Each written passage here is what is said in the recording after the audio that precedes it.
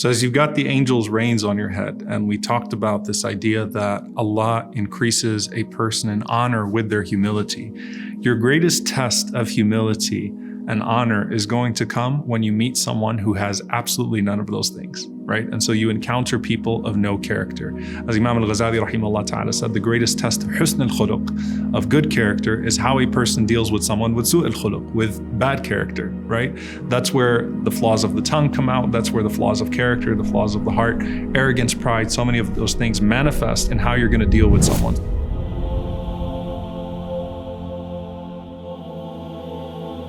You get to work, you meet someone that's being a jerk to you, or you're on social media and you see someone that's saying certain things to you. Think about this incident that took place with the Prophet ﷺ and Abu Bakr radiallahu ta'ala anhu. The Prophet ﷺ was sitting with Abu Bakr radiallahu anhu, and a man started to insult the Prophet ﷺ and insult Abu Bakr. Now, the Prophet ﷺ was doing what he always did, which was responding with patience. The Prophet ﷺ did not entertain the insults in any way whatsoever, and he definitely did not respond in like manner. Abu Bakr radiallahu anhu, who loved the Prophet ﷺ more than he loved himself, is witnessing those insults, and finally, he can't hold himself and he responds. As soon as he responds, the Prophet ﷺ gets up and he leaves. Now, Abu Bakr, seeing the Prophet ﷺ get up and leave, is afraid that he may have offended the Prophet ﷺ or that the Prophet was upset with him. So the Prophet ﷺ is sitting and Abu Bakr comes to him and he says, "O Messenger of Allah, are you upset with me? Is it something that I did?" And the Prophet ﷺ said that when we were sitting there, before we were responding to those insults, Allah had sent an angel from the heavens, and that angel was responding to everything that was being said to us.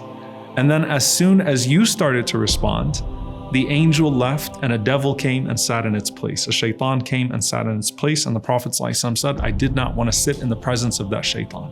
SubhanAllah, think about that. An angel, a specific angel, was sent down to respond.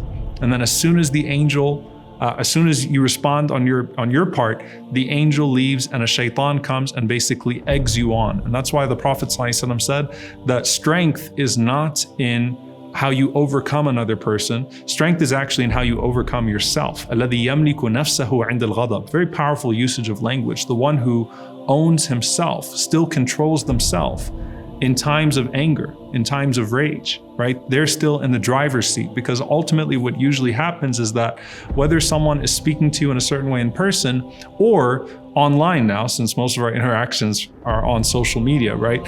Wherever that is, you tend to respond out of the sense of pride. And in the process of that, you let shaitan, you let the devil into the driver's seat and you take the passenger seat. And that's why you would say things in fits of rage that you otherwise would never say. And so controlling yourself by yielding to the angel to respond on your behalf is what the Prophet ﷺ is teaching us with this. And when you do that, Ibn al-Qayyim rahimahullah, he said something very powerful. He said that not only do you cause the shaitan to miss you with his arrows, but you also cause him to waste arrows. So you're making the shaitan despair in you, in being able to get you out of your element so that you start to respond to someone with bad character as well. And again, connected to the previous hadith, the angel raises your reins, raises your sight in the sight of Allah subhanahu wa ta'ala, raises your station in the sight of Allah subhanahu wa ta'ala. Wahb ibn Munabbih rahimahullah ta'ala, a man came to him and he said, "So-and-so said this about you." Wahb ibn Munabbih said, "Did shaitan not find a postman, a mailman other than you? Stop acting like the shaitan's mailman. I'm okay. I'm good. I'm in my element.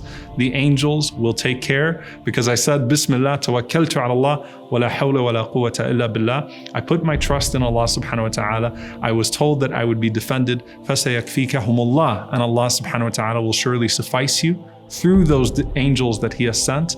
I don't feel the need to denigrate myself by responding in like manner. So I remain dignified in the sight of insult, and in the process, Allah subhanahu wa ta'ala honors me bi'idhnillahi ta'ala. We ask Allah subhanahu wa ta'ala to honor us all.